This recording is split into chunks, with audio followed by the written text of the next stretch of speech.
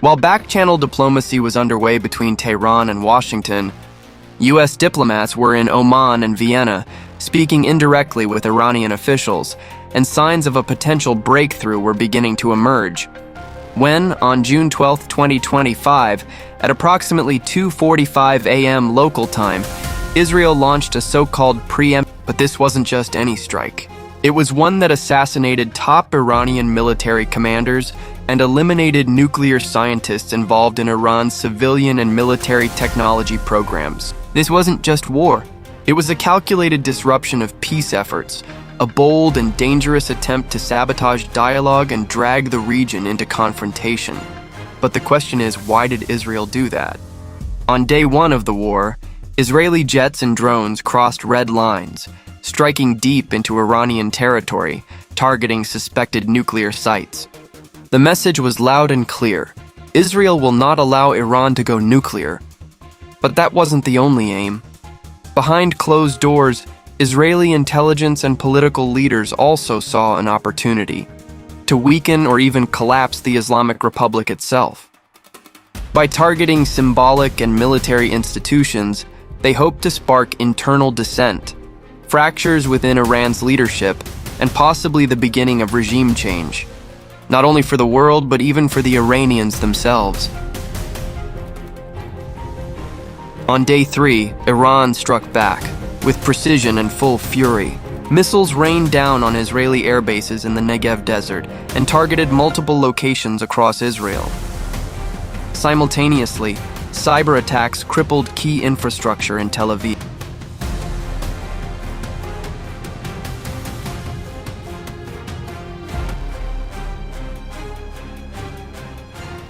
Iran's message was clear.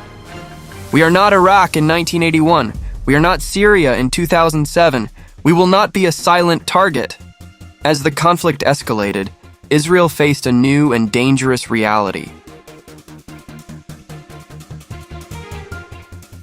Hezbollah from the north, the Houthis from Yemen, and pro-Iranian militias in Iraq threatened to ignite a much broader regional firestorm. Israel's world-famous Iron Dome had long been hailed as a unique defense system, designed to intercept incoming rockets and missiles. For years, it had given Israel a powerful sense of security.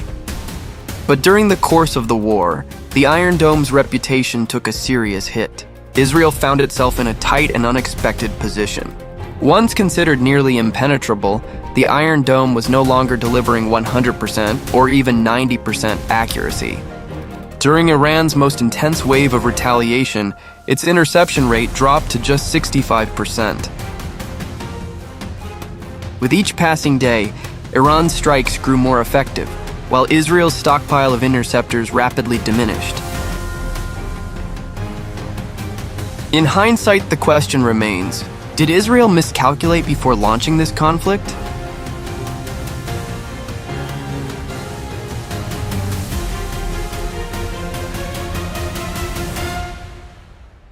The United Nations convened emergency meetings. The United States, traditionally a strong ally of Israel, urged restraint. Even Washington knew that a full-scale regional war would be catastrophic. Russia and China condemned Israel's aggression, calling it illegal and dangerously destabilizing.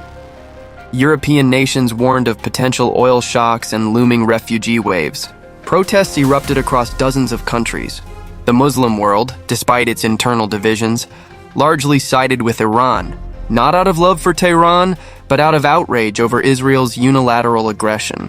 After 12 days of bombardment, bloodshed, and near disaster, a fragile ceasefire was finally brokered, with mediation from Qatar, Turkey, and indirect back-channel talks through Oman.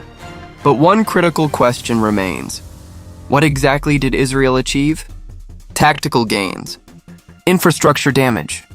Israel succeeded in hitting several Iranian military and nuclear-related sites, including missile factories, IRGC command centers, and parts of Natanz and Esfahan. However, the damage inflicted by Iran on Israeli territory was also considered significant and cannot be overlooked, testing Iran's defenses. The strikes provided Israel with valuable intelligence on Iran's air defense systems, radar capabilities, and cyber resilience. It was a rare, real-world test of Iran's strategic depth and response capacity. Strategic failures. Iran's nuclear program survived. Despite the strikes, Iran's core nuclear infrastructure remained intact. Deep underground facilities were only partially damaged. Within days, Iranian technicians resumed operations. The program wasn't dismantled, merely delayed. No regime change, quite the opposite. One of the suspected aims was to destabilize or weaken Iran's leadership. Instead, the opposite occurred. The public, once disillusioned with the regime, rallied in nationalistic unity. The Iranian government used the attack as justification to consolidate internal power and suppress dissent. Global condemnation. Across the world, Israel faced harsh diplomatic backlash. Even its traditional allies, including key voices in Washington and Brussels, criticized the operation for its disproportionate use of force, particularly the civilian casualties in Isfahan and Shiraz. The UN General Assembly passed a non-binding resolution condemning the Israeli strikes. Regional escalation. Rather than isolating Iran, the conflict energized its regional allies. Hezbollah, the Houthis, and pro-Iranian militias in Iraq and Syria became more active and more coordinated, drawing the region dangerously close to a wider war, one that even Israel may struggle to contain next time. In the end, Israel may have won a few tactical battles, but possibly lost the larger war of strategy, perception, and long-term stability. The Middle East now stands more divided, more militarized, and far more unpredictable than it was just 2 weeks ago. The long-standing myth of Israel's invincibility, built on the belief in an impenetrable defense and an unbeatable military, now appears to have been shattered.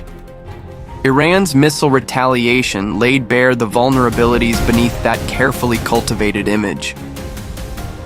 In the end, Israel's bold gamble delivered no tangible gains, turning the entire operation into a strategic misadventure that has ultimately backfired. No matter what happened, one thing seems clear. Iran's retaliation against Israel may have been unexpected, but it will be remembered in history as a bold and unforgettable response.